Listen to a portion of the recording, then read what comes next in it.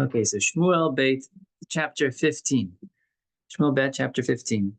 When we last left off, Avshalom, David's son, his oldest remaining son, is beginning to rebel. He is reunited with David on the one hand. Avshalom is reunited with David. He was previous after killing Amnon. He fled, and then Yoav negotiated a reunion. And it was, piecemeal. First, he had to allow him back into Jerusalem, and then eventually Avshalom kind of put the pressure on Yoav to make peace between David and Avshalom, and he was able to see him again. And then Avshalom starts this very conniving process where he's going to take over the power.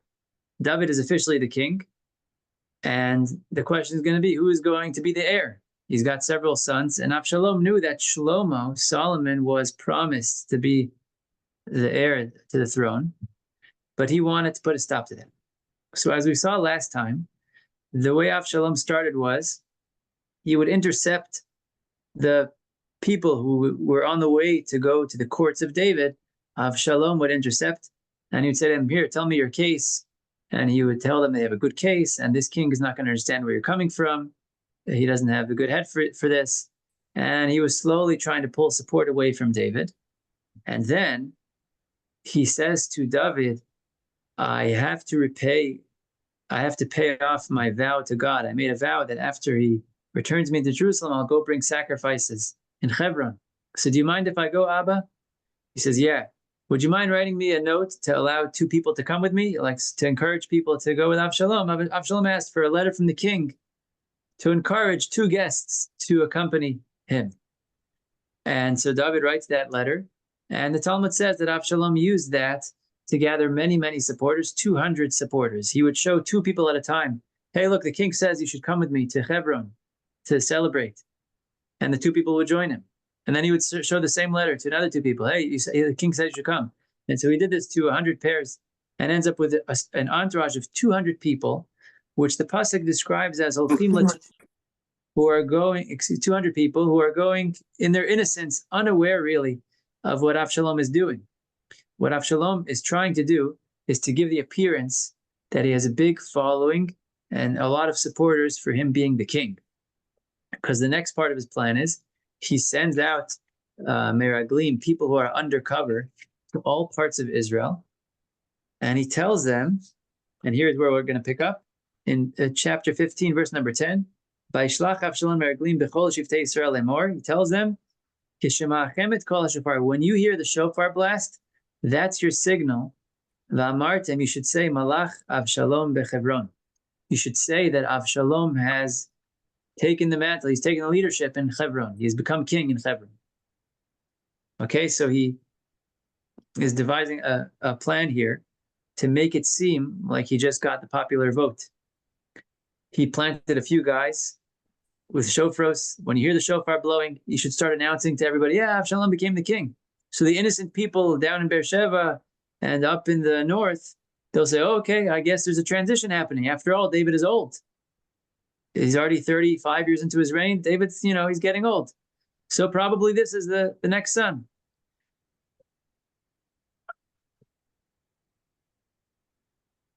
And then the final piece that the pasuk tells us about in verse number 12, Vaishlach Avshalom et Achitofel Hagiloni Yoetz David. Somehow Avshalom was able to get on his side Achitofel, the very wise advisor who was supposed to be the advisor of David, now switched and started supporting Avshalom, who was rebelling. Vahia Kesher Amitz, and the connection was strong, which means many people, as Avshalom and the advisor Achitophel were traveling to Hebron for their sacrifice, many people were added on to this entourage and joining the support. You started with a kernel of 200, you started spreading good rumors about yourself, and now you have this huge following. Hakesher Amitz, which means like the conspiracy was huge, or strong. And the nation was going and multiplying together with Avshalom. Okay, so that's what's happening on the way to Hebron. Now the word gets back to David and Yerushalayim.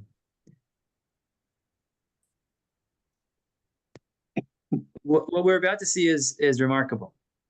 David is going to discover that his son is rebelling and trying to take over the throne.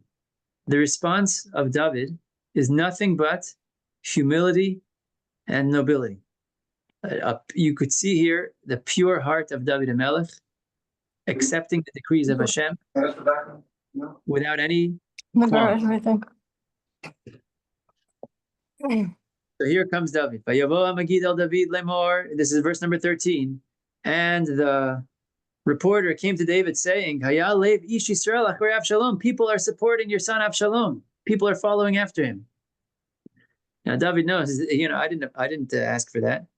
So David tells all of his servants, Asherito, who are with him in Jerusalem, let's get up and flee, because we will not have any escape from Avshalom.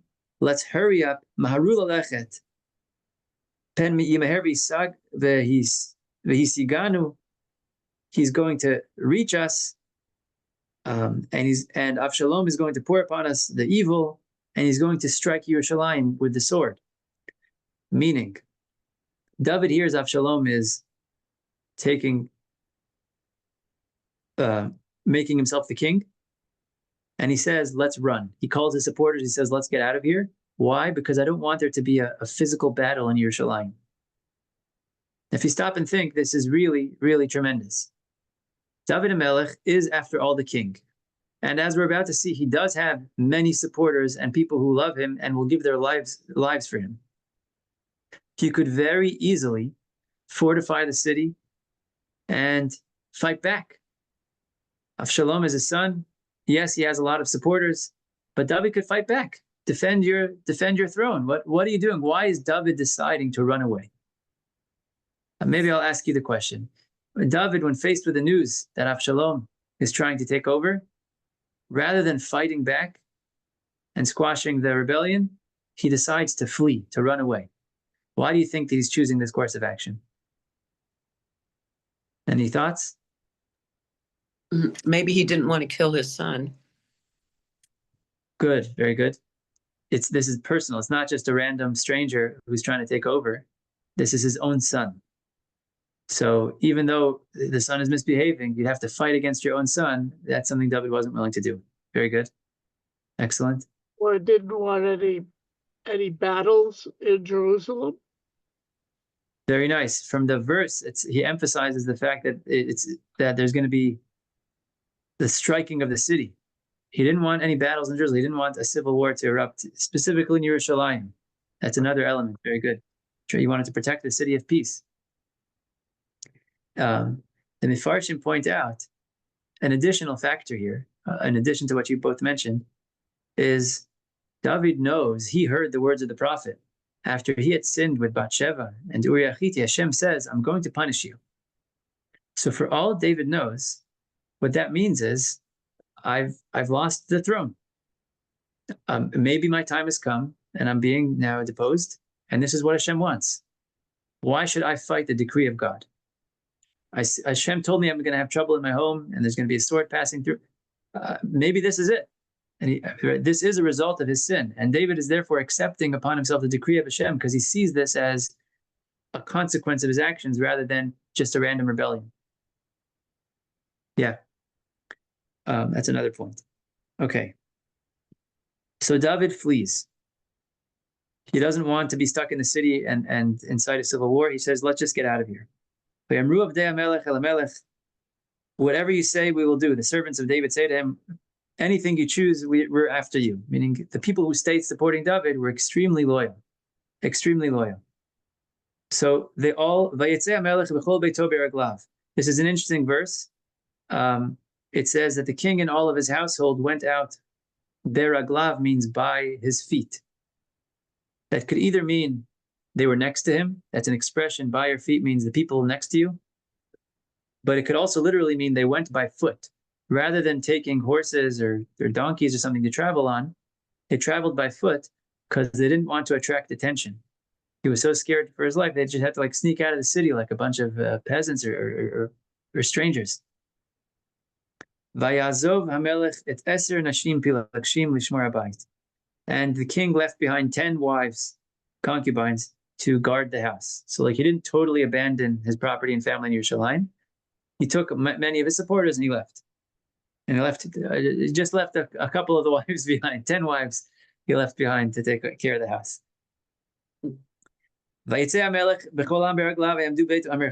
So they exit the city and they stand Beit HaMerchak, which means in a faraway place. And all of his servants, Ovrim al Yado, and now like the Pasuk takes a stock of who was there. All of his servants, which means the ones who were supporting him at that particular time. And then it says, Hakreti v'chol ha'pleti. These words are have at least 3 interpretations. What do the words mean? Hakreti v'chol ha'pleti. I wonder if anybody's using a translation, how does it translate it by you? In verse number 18. 18. 18, it says, all of his servants went beside him, v'chol ha'kreti v'chol ha'pleti. 18. It says in this one, Serve. his servants passed near him along with all the archers and slingers. And Archers. the- Okay. the Gittelites, 600 men who came with him from Gath, passed before the king. Thank you. So archers and slingers, that's one interpretation. Do you have another one? Wolperts, do you have another one? Let's see what this says here. And all his servants passed on beside him, and all the, that's a hard word, charioteers, and all Peletites, and all the Gittites, 600 men that came after him from Gath passed on before the king. Thank you very much. Okay, so already in our Zoom call, we have here at least 2 different interpretations in the English. Also, did you say Cherethites and Pelethites? Yes. Passed on beside, mine says passed on beside him. And then my other one has passed near him. And Good. archers, I've lost my place, archers and slingers, and Cherethites, which I thought was charioteers, Yeah. archers.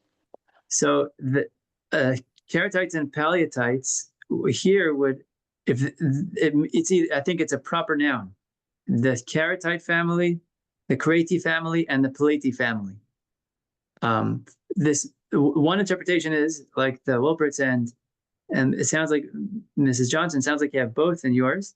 But one interpretation is that these were just famous families from Yerushalayim, the Karati and the Peleti, the Karatites and the Paleotites. A certain people that were supporting him, which like these prestigious people were supporting David. In the Fox's Pirush, you have the Targum. That's the Aramaic translation of the text. He renders it archers and slingers, because a karet is something that cuts off. I guess like the arrow cuts off, and a sling is precise, and pleti could be something that's precise. So those are particular soldiers. He brought with him some particular soldiers that use a bow and arrow and slingers. The third interpretation of the Talmud is hakreti v'apleti, is people who can make sharp decisions, not referring to weapons, but rather an intellectual sharpness and a legal authority that from Yerushalayim came together with David, the Sanhedrin, the Jewish court, the main Jewish court, exited Jerusalem together with David. Meaning so we're talking about either physical fighters or the spiritual leadership of Yerushalayim had followed after David, the main courts. It's a very interesting expression. And it comes up in Jewish text. Okay? Karet means to cut, and pleti means either distinguished, special, precise. Okay, that was interesting. I was wondering how that would work, and Baruch Hashem, we got at least 2 interpretations in the translation. You see from there that translation is very much a commentary, and not just, you can never really capture everything that's in the Hebrew, because the Hebrew lends itself to multiple interpretations. Okay, so in any event, we're taking here stock of the people that accompanied David. And he has his servants from Yerushalayim, including either these important soldiers or important sages or these important families. And then it says, and all the Gittites, that same verse, 600 Gittites came together with him. Who are these Gittites? Gat was a non-Jewish city. It was a Philistine city in Israel's territory, which David spent some time in. So the Radak says that there are two interpretations. The Gemara in Avodah Zarah says that these were actually non-Jewish people. When David had spent time in Gat, he had so inspired the neighbors that they decided to follow him. And when he moved to Yerushalayim, these 600 non-Jewish people joined together with him. They wanted to be close to this king, which is remarkable. They joined it, and now they're leaving together with him. And now they're leaving together. The Radak says an alternative interpretation is that they were Jewish, they were Jews, and they simply had lived in Gat for a long time. That's why they're known as Gittites. I think his trouble is it would be so remarkable for David to take together with him 600 people that none of them converted. It's such a remarkable thing that I think the Radak is shying away from it and saying that perhaps they did convert, because it's something that we haven't seen until now. To take a Philistine that is loyal and have a whole band of them together with you, that's something that we haven't seen. So that's the discussion here. Now, the leader of these 600 men was called Itai. His name was Itai Hagiti. So the question again is, was he Jewish, or was he the leader of this group of followers that was not Jewish? So now you would want 600 followers. If you're running away and you're being chased for your life, it would be really worthwhile to have as many people supporting you as possible to protect yourself. But listen to what David says. He turns to the leader of these 600 men. 600 is a lot of people. He turns to the leader Itai and he says to him, Lama telech, verse number 19. Gama taitana, why should you also come with us? Shuv, v'shev im hamelech. Return and sit, dwell with the king. Who is he referring to when he says the king? He's talking about his son, Avshalom. Dwell with the king. He should be with the king, Avshalom. David has no problem. If Hashem decreed that Avshalom is the king, people accepted him. Okay, I'm out of here. You should dwell with the king, he says. Save yourself. Because you're a foreigner. And you're already been exiled from your land of Gat. So you're going to now come into exile with me. I don't even know where I'm going. I have no destination. I'm just running. It's not worthwhile for you. He stresses the fact that he's a foreigner. These Gittites are foreigners. So number one, while they're on the run, it'll be harder for them to find support. People are willing to put up a distant cousin. You're stranded in a city. You call up your second cousin. Maybe he'll give you a room for the night. But if a Gittite is stranded in a random city, it'll be a lot harder for them to find support when they're on the run. So now he's telling you, strangers. Also, he's saying, you're strangers. You're not distinguished as people who are connected to me necessarily. So you're not in danger. Just go. Right? He has complete concern for the well-being of his supporters, rather than calculating, is this good for me or not? Right? A tremendous selflessness being displayed by David here. And here in verse number 20, at the end, he says, chesed ve'emet. The final two words of verse 20 are chesed ve'emet, which is kindness and truth. This pairing, kindness and truth, the way to interpret this is, what you're doing for me, the fact that you're willing to go with me into exile, I'm recalling it as a kindness. I'm recognizing that you're doing to me a kindness, and emes, truth. The place that this appears in Tanakh, elsewhere, anybody know, where do we have the expression chesed ve'emet? And you should do it for me, kindness and truth. V'asita imadi chesed ve'emet. Yaakov says, don't do Mitzrayim. It also appears somewhere in Tehillim, but I don't remember where. Excellent, right. Chesed ve'emet nifgashu. Yeah. Oh, that's tzedek ve'emet. Very good, very good. So excellent. In last week's parsha that we read in Shmuel, Yaakov says to Yosef, you should do for me kindness and truth, chesed ve'emet. When he's asking him to bury him in Eretz Yisrael and not in Egypt, he refers to it as a kindness. You're doing me a favor, but he also emphasizes that it's emes, it's true. And the way that Rashi interprets it there is, a true kindness is one that there's no ulterior motive possible. To bury someone who has passed away is a true kindness, because that person can never repay you. They're gone. That is the truest form of kindness. When I help somebody who is living, there's always maybe a thought in my heart, maybe maybe one day he'll repay me. Maybe one day I'll be down and he'll be up and they can help me. But to do a kindness to somebody who is deceased is a true kindness. And here it's interesting, David is using that same expression for the Gittites, as if he's saying, this is a kindness that you're doing that you can never be repaid for. What does he mean? Isn't he alive? So why is David referring to this kindness? You've shown me support. I can't repay you for this. It seems to be, it could very well be, that David in his mind was not ever going to have authority again. I am now going into exile, and like this is the end of my career as a king or as a person of influence. I will never be able to repay you for the kindness you're doing for me, because I'm just going to be a lowly guy running from city to city for the rest of my days. This was the fate that David has accepted. You could see it from the way he's referring to the chesed, that it's a chesed of truth, that I know that you're doing a kindness for me now that I can't ever repay. He didn't expect, right? He didn't think this was just like a hiccup and he's going to be back on the throne soon. It's just amazing. Okay. Verse number 21. Vayan Ittai et melech. You see how loyal the support was. Ittai responds to the king. Chai Hashem, he swears by the name of Hashem, v'chei Adoni HaMelech, and by Hashem and by your life, I will go wherever you go. Im lamavet, im lechayim, whether to death or to life. Kisham yavdecha, your servant will be there.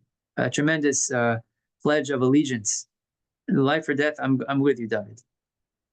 It goes to show you what a remarkable leader David was to garner such support. So, and David persists. Vayomer David al Ittai, lech v'avor. No, please go. V'avor. He says, Vayomer David al Ittai, okay, lech v'avor. Okay, so you go ahead. You pass in front of me. Okay, so all the children and the people go ahead of David, and they proceed. The next verse is V'chol Aretz B'chim Kol Gadol. This is number 23. And all of the land was crying out in a great voice. V'chol Ha'am Avrim. Anybody who passed by and they saw David in exile, they all wept because they loved him. He was their king. He was so beloved. And in their eyes, what was happening now for David to be fleeing from the city of Yerushalayim was a tremendous travesty. This is not the way that the Jewish kingship should pass to the next generation. In their eyes, this was like a shattered dream.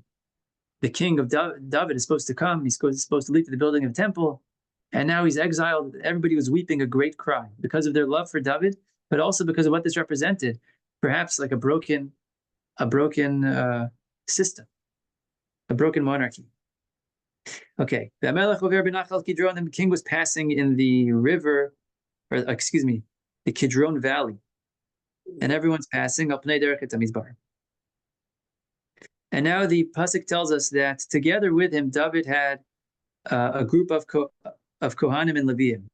Sadok and the Leviim brought out of Jerusalem the Ark, the Aron Brit Elokim. And Aviatar, who was the Kohen Gadol at the time, he stood by the ark while everybody left the city and everybody evacuated. So they brought with them, and we'll see in a moment, this was that without David asking for it, they brought with them the Aron Elokim, the ark. So what we're witnessing here is a huge fracture in the Jewish people. Avshalom on the one hand is being accepted by the people. On the other hand, you have like the Sanhedrin is leaving Yerushalayim, the Holy Ark is leaving Yerushalayim. This is a very bitter sight. You see here a breaking apart, a civil fracture. Okay. Vayomer HaMelech leTzadok, Hashevet Aron Elokim Ha'ir. David says, no, take the ark back to Yerushalayim. If I find favor in Hashem's eyes, perhaps Hashem will return me to Jerusalem and allow me to see his Beis HaMikdash. But take back the ark. I don't need it with me. It's meant to be in Yerushalayim. That's why I brought it there for the temple. And it's not going into exile. I'm going into exile. And if God should so say that he does not desire me, hineni, behold, here I am. Let God do whatever is good in his eyes. Just powerful words of Hamelech David. This is the stuff David is made of. I'm taking it slow on this chapter. I hope you don't mind. I hope it's not annoying to go so slow, but it's just so much to emphasize the character of David that's shining through every step of this evacuation, of this exile. This line, Yaseli kasher tov beinav, let God do what's good in his eyes. Verse number 26. Verse number 26. Yeah. You could put that on your living room wall. If Hashem should say thus, that he doesn't desire me, I guess you shouldn't write that on your living room wall. But I'll accept Hashem's decree regardless. That's the idea. Okay. Verse number 27. Vayomer HaMelech el Tzadok HaKohen. Oh, excuse me. I missed an important point, which I have to insert here. In verse number 24, it says, Vaya'al Evyatar. So I translated that the simple way. Evyatar stood while everybody passed. Evyatar was the Kohen Gadol. The Gemara in Brachos says that this phrase should also be understood as Vayal Evyatar, Evyatar departed, meaning the divine spirit had left him. At this point, what happened was they asked a question to the Urim B'Tumim, right, to the special breastplate of the Kohen Gadol, and the one who's supposed to get the response, the one who's wearing it is Evyatar, and the response did not come while he was wearing it. So David realized at this point that Hashem had left Evyatar, and he is no longer fit to be the Kohen Gadol. What's happening here is another thread of history appearing at this very point. You may recall, back in the beginning of the book of Shmuel, Eli was the Kohen Gadol, and his sons behaved inappropriately, and Hashem cursed the house of Eli that they should no longer be leaders. And he's going to switch the kahuna to another Kohanic family, that the lineage of Pinchas. It's at this point that the curse came to fruition. When Evyatar put on the breastplate and they asked a question and nothing came, that's when David said, oh, I realize now that Hashem is doing this transition of power. He's taking the kahuna away from Evyatar, and it's time to pass it on to Tzadok, who is a descendant of Pinchas and not a descendant of Eli and Itamar. Okay, there's a side story happening in the middle of ours from this one word, Vayal Evyatar, that Evyatar departed. Okay. Okay, back to the story in verse number 27.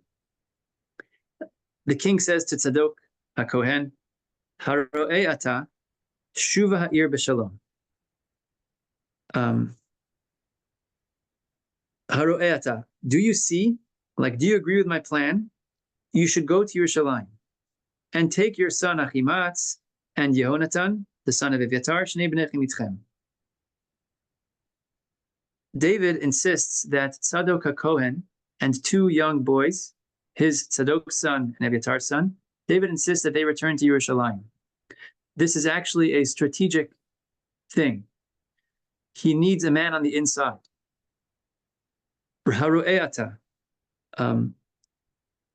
You will be able to see things for us. You're going to be the seer for me. I need a guy who's in Yerushalayim, where Avshalom is inevitably going to set up shop. And I need you basically relaying information and reporting to me what's going on, so I can live safely. Right? I need to know what's going on behind enemy lines, right? Referring to his own son. But I need to know what's going on in Yerushalayim, so I want you to go back, and you should be my eyes over there. The word ro'eh also refers to a prophetic vision. A prophet is called a ro'eh, a seer, and he means all of the meanings here are appropriate. You'll use your special divine spirit to get information and to give information that is critical for me. You'll be able to see in a plain sense what's going on in Yerushalayim. Do you see what I'm saying? He's asking him, do you agree with my plan to go back to Yerushalayim? This one word in Hebrew, haro'eh ata, do you see? It's implying all these things. So in other words, David sends back these men to Yerushalayim to be on the lookout for him. And I will be the Arvot Hamidbar in the plains of the desert. Ad bo davar mi emachem lagid, and I'll stand by for your word. Okay, you send me a message. He says. Okay, so it's Tzadok and Evyatar, the Kohen Gadol Evyatar, who's still officially in the position of Kohen Gadol, but although he's lost the divine support, and Tzadok, who will be the future Kohen Gadol, and they return to Yerushalayim with the ark. Okay, but when we'll leave off over here because there's a later minyan. I don't want to hold people too late. And when we return next time, we'll meet David crying in exile and hopefully come out with a happy ending. Okay. It's a pleasure learning with you all. I'm here for questions or anything. I just don't want to hold anybody behind if they're trying to go to the minion. Thank you.